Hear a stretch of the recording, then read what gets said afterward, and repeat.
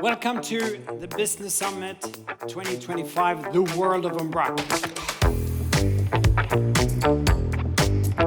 It's really good. I like the format. It's slightly different, rather than having sort of death by PowerPoint. Live case studies, conversations, interviews. It gives a lot of perspective and insight on how different products are being shipped. So we are growing the world of Umbraco. I came to hear some of the incredible talks today, so looking at the roadmap and seeing what's in the future. Right now is the time for the people in this room and SI and agencies to really nail things like GEO, findability to help brands drive this, because it will cement them early in the game.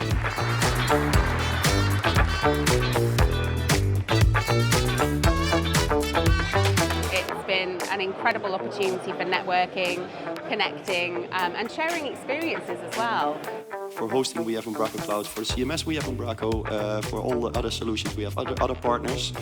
But that means we can focus on building great solutions.